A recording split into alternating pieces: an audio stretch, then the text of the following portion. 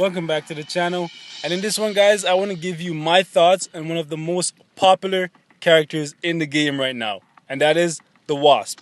And in my opinion, Wasp is one of the best blast characters, and on top of that, she's free. So she's very attainable, guys. So if you're in need of a character that can get you solo clears for Shadowlands, World Boss wins, and that's really good for PvP, the Wasp should definitely be very high up there on your list. Because she is freaking amazing, guys. Like, if you go in any kind of PvP game mode, you will definitely see her on almost every single team. Battle World I can't show you guys right now because that's not active, but if you take a look at the top guys in freaking Timeline, which Timeline is still a joke right now, but you will see that almost every single one of these guys will have tier 2 Wasp on their team. And guys, I want to do this video because Wasp to me is more than just a Groot. She's more than a support character that you just put on your team to get a heal or get a debuff, and then that's it. She's an amazing character with an amazing kit. She's one of the very few characters that I think Netmarble did an excellent job with, because everything from her leadership to her skills are freaking awesome. Like, her leadership right here, as you guys can see, she gives you 18% all attack, all defense, and all speed, which all three of those are excellent, guys. Excellent. On top of that, guys, she has a full iframe on her on her 4 skill, sorry, and her 5 skill is pretty much what makes her so OP to me. Like, her 5 skill right here, guys, it gives you a barrier that makes you, your teammate, and anyone that's on your team immune to damage while it's active, and it does that for 7 seconds, guys. And on top of that, this only has a 40-second cooldown. So once you have maximum skill cooldown, guys, you get that down to 7 seconds, which means you can keep this barrier up all the time. The only time the barrier will go down is when you're making a new one. So if you stay in this barrier, absolutely nothing will be hitting you. So although she suffers from having a low damage, you can still take advantage of the fact that you're really safe and slowly pick apart your opponents. So that, in my opinion, is what makes her really good. The only 2 things you're gonna need for Wasp if you're building her is an offensive ISO set. So an offensive build overall, you definitely want that, because they're gonna make up for the fact that she's lacking a little bit of damage, and you need skill cooldown.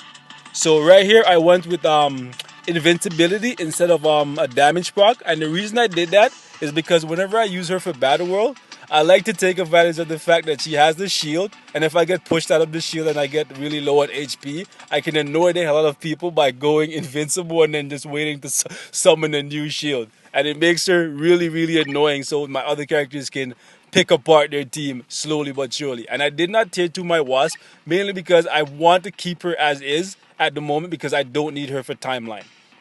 Because as you guys can see, I can get all my wins regardless of whether or not I'm up against Doctor Strange. So I want to take her into the World Boss mode right now, guys, and I want to show you guys that she's really good even without a tier 2 passive. So if you don't have that steep investment and you're looking for a really good character, the Wasp should definitely be on your list. So I'm going to go ahead and just use these 2 right here, and that's going to be your team. And I'm going to use 3 dodge ignore strikers here, guys. I'm going to go use Songbird, Black Widow, and I'll use Sharon Carter or Agent 13, because those 3 are very good characters and you should definitely build them. And I'm going to go ahead and use 2 damage boosting strikers right here. And the reason I'm not using 5 dodge ignore, is because not a lot of people are going to have those, and I want my video to be relatable to you guys. So let's do this.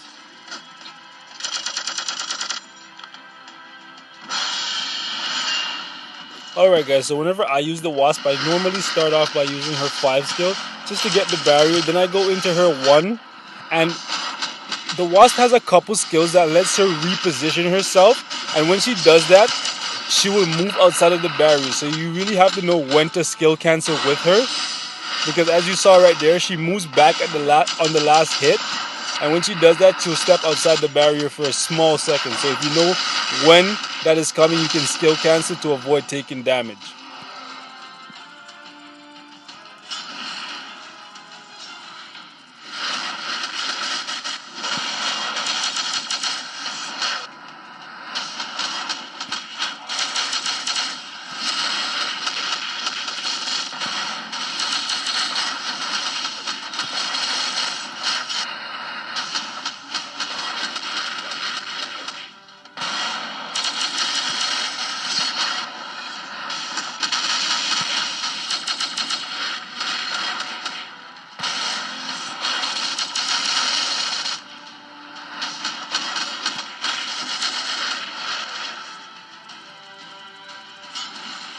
And as you guys can see, even though her damage is not the greatest, she still gets the job done, guys. As long as you stay safe, you can slowly pick apart even the best of them.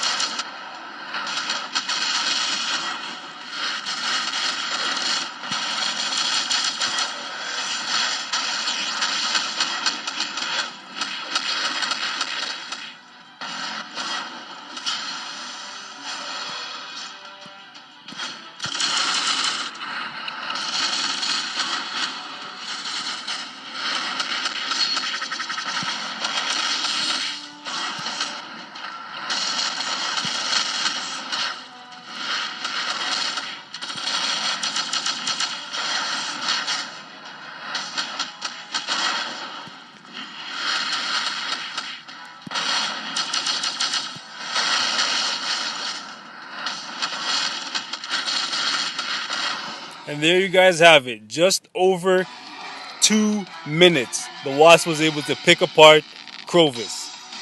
So guys, think about it, guys. If you don't have her, you really should think about getting her. And that's it for this one, guys. Thanks for watching, and I'll see you next time.